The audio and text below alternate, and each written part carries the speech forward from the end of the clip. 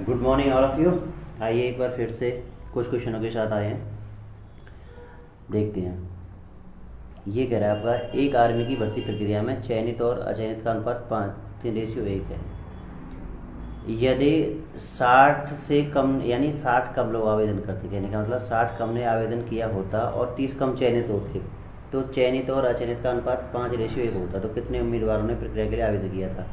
देखो, आवेदन करने वाले जो भी होंगे, तो हम देखो यहाँ पे बात करें, ये आपके सेलेक्ट जो हो चुके हैं और ये आपके नॉट सिलेक्टेड हो गए, और इन दोनों को मिलाकर कितने हो जाएंगे? S+N हो जाएंगे जिन्होंने आवेदन किया था। ये आवेदक हो गए, ठीक है ना, एम्प्लॉयज़ मतलब इन्होंने एप्लीकेंट हो गए, इन्होंने अप्लाई किया था, ठीक है। यानी क्या मतलब, ये 3:1, ये 3 चयनित होते हैं और उनमें से 1 अचयनित होता है। और बात करें इसकी, तो कितने टोटल मिला के 4 आपके हो जाएंगे जिन्होंने आवेदन किया था।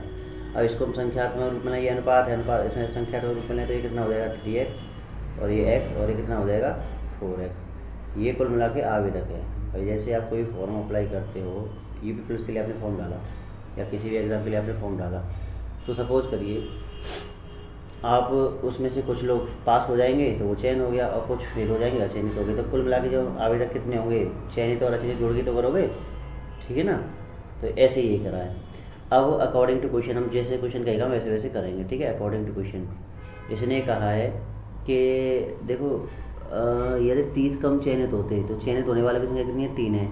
तो इस बार चयनित जो है नए वाले, उनकी संख्या होती क्या? 3x - 30, ये चयनित होते। तो फिर अचयनित कितने होते? और नए आवेदक भी तो थे कुछ, नए आवेदक कितने होते? ये हो गए थे आपके, अभी 4x थे, 4x में से 60 कम करते तो अचयनित कितने आए थे बताओगे? 4x - 60 माइनस के 3x प्लस के 30, ये तो होते। इसे आप सॉल्व करेंगे तो कितना हो जाएगा? x - 30, ये आपके अचयनित हो गए, ये आपके चयनित हो गई। तो अब ऐसा करने के बाद चयनित और अचयनित का अनुपात 5:1 होता, यानी कि चयनित वाले कितने हैं? 3x - के 30, और ये कितने हैं? x - के 30। तो इनका जो रेशियो आता वो 5:1 आता। इसे आप सॉल्व करेंगे तो कितना हो जाएगा बताइए?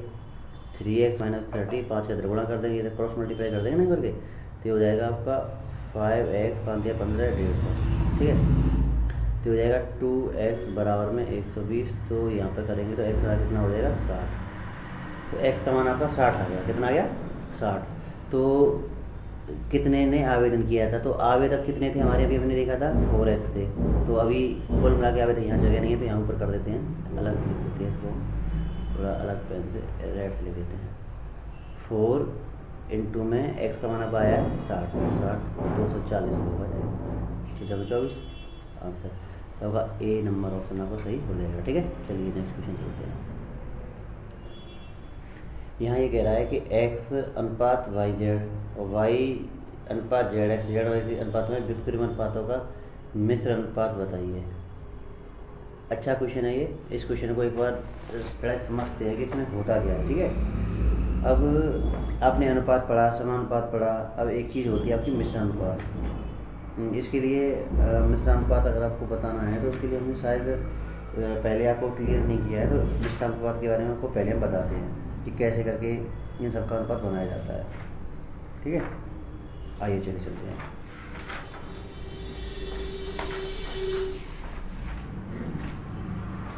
देखिए,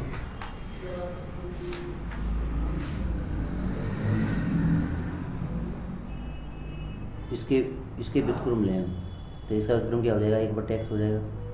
इसका व्युत्क्रम 1/yz हो जाएगा।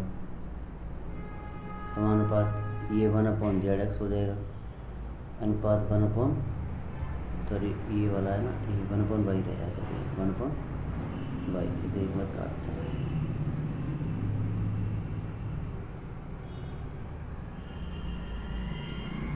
देखो व्युत्क्रम अनुपात सबका लेंगे, 1/x अनुपात 1/y है। समानुपात मिश्र अनुपात के लिए समानुपात का लगा दिया, 1/y अनुपात 1/zx। फिर से भी समानुपात 1/z 1/xy। तो इन सब का लेंगे तो इधर करेंगे तो क्या हो जाएगा, वाई जेड अनुपात एक्स, ठीक है, बिल्कुल अनुपात हो गया, समानुपात जेड एक्स अनुपात वाई, ऐसे समानुपात एक्स वाई अनुपात जेड। तो इसे एक छोड़कर एक हम करते हैं, जैसे कि इसमें इनका समानुपात लेंगे तो इसका मल्टीप्लाई, ठीक है, जैसे कि मिश्रण अनुपात लेंगे तो सबका मल्टीप्लाई होता है, जैसे वाई जेड, ठीक है, वाई जेड पहले का, और फिर इसका जेड एक्स, ठीक है, एक छोड़कर एक, देखिए ये लिया इसे छोड़ दिया, ये लेंगे फिर इसे छोड़ देंगे, तो इंटू में एक्स वाई, और फिर उसका नीचे में आ जाएगा X into Y into Z. तो देखो एक Y X Y Z cut जाएगा, एक्स वाई और एक जेड कट जाएगा, तो क्या हो जाएगा एक्स वाई जेड पार्ट में, ठीक है, तो यही आपका आंसर हो जाएगा। समझ में आया कि नहीं आया? चलिए आगे चलते हैं।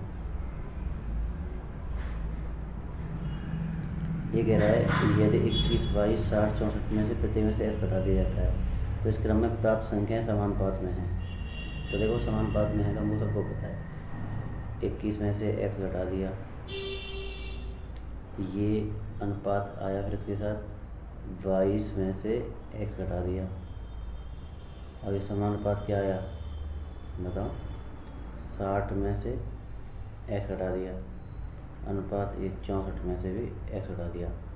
तो देखो इन सब का जो मान है इन सब में सेम संख्या घट रही है, और ये समानुपात में है। समानुपात का मतलब क्या है, 21 minus x and 64 minus x बराबर 22 माइनस एक्स और आपका 60 माइनस, इसे सॉल्व करेंगे तो 21 चौके 24, 21 का 126, 126 और 8 134,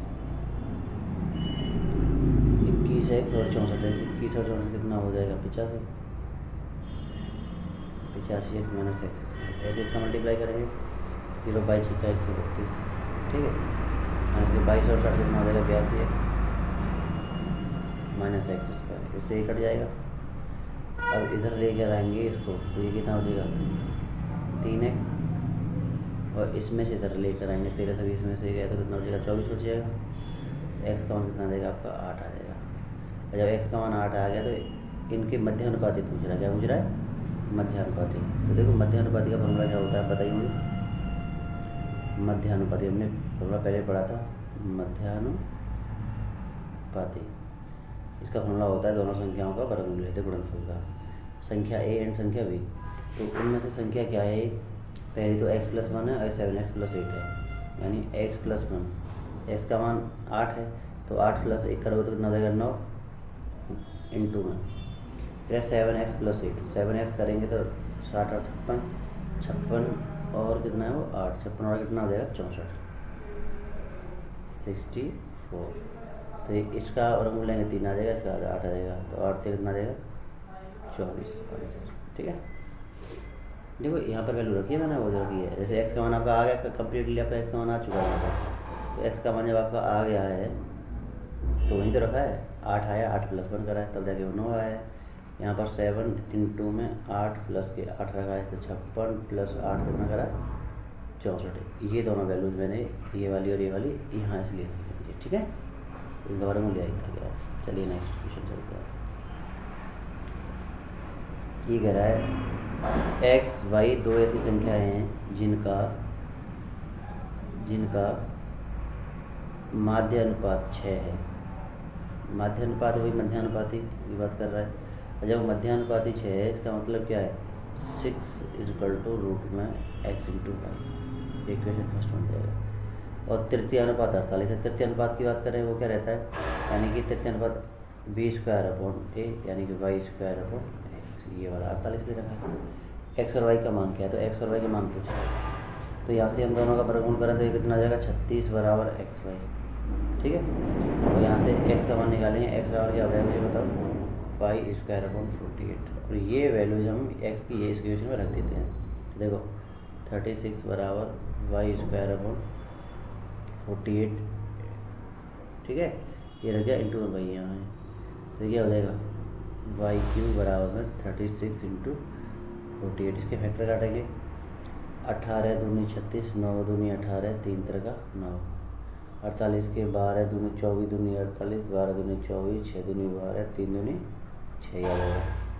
तो इसमें से देखिए कितना पेयर बना, 2 3 3 का, देखो 1 2 3 3, 2 2 के 2 पेयर बन गए, 2 × 2 और 1 पेयर बन गया तुम्हारा 3 का। कितना आ गया, 3 दूनी 6 दूनी 12। तो तभी तो आएगा। इसका वाई क्यू रूट लेंगे आप लोग, भाई ये क्यू था, क्यू रूट ले लेंगे यहाँ का, तो इसका भी ले लेंगे, तो बाई का मतलब तो आएगा, तो बाई बराबर आपको ये आ जाएगा 12। ठीक है, क्योंकि पेयर थी, जब क्यू रूट होता है तो इसका मतलब क्या होता है कि अगले वाली संख्या जो भी है ए के 3 3 के पेयर बनाओ, बदले के 3 3 के पेयर बनाए, या 4 हो तो 4 4 के पेयर बनाओ, इसलिए 12 आएगा आंसर। ठीक है, बाई का मान 12 आ गया। और जब बाई का मान 12 आ गया तो यहाँ पर मैं रख दूँगा। तो एक्स बराबर क्या आ जाएगा मुझे बताओ, जब बाई का मान मेरे पास आ ही चुका है, अब मुझे एक्स का मान निकालना है। तो x इज इक्वल टू 12 गुणा 12/48।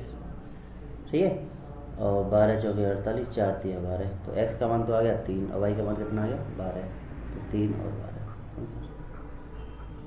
ठीक, चलो नेक्स्ट चलते हैं। यही क्वेश्चन थे आपके।